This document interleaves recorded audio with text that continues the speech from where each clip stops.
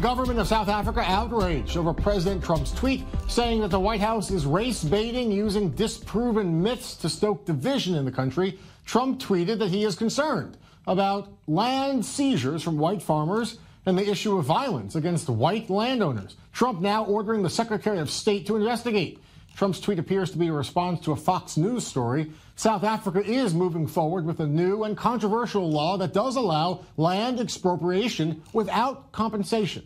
Black Africans make up 80% of the population, but they still just own 4% of the land. Longtime activist Julius Malema.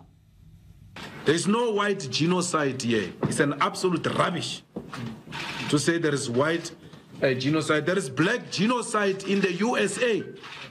They are killing black people.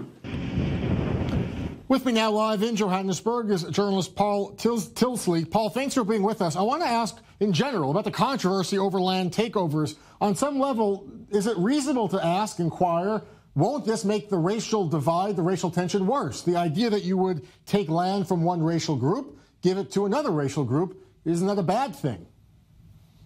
It would be a very bad thing if it in fact was the case, but the government has been very clear, Jeff, that that's not the case. They're not trying to take land from white people. The television report that may have led to Trump making his tweet was in fact quite inaccurate, I have to say, and not just me, but everyone else here too. They are trying to take land away from some farmers to give it back to people who historically deserved to have the land, because when apartheid came along, a lot of white people here were given land. So there's some black farmers that could lose their land as well, Jeff. So it's actually totally inaccurate to say that there's a race involvement here. Are you surprised, or South African lawmakers surprised, that President Trump suddenly weighing in on this issue, getting involved, even calling for a State Department probe? No, I'm not, but I'm also not surprised by the South African reaction, which was to summon the Chargé d'Affaires to Pretoria to explain what Trump was going on about. I must say that there is smoke here, Jeff. There is fire here as well.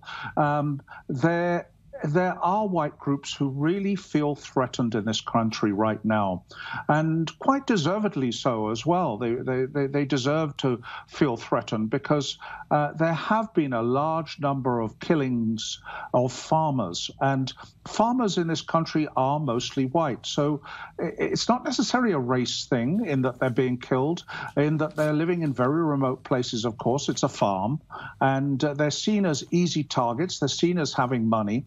So criminals have been after them, but it's mostly the whites who are getting killed, and it's mostly the whites that are under threat under this new plan. It's not a rule yet, Jeff. It's not a law yet, rather. Please excuse me. Under this new plan, it's mostly whites who would suffer. Jeff? All right, Paul, join us live in Johannesburg about the implications and the ongoing debate here.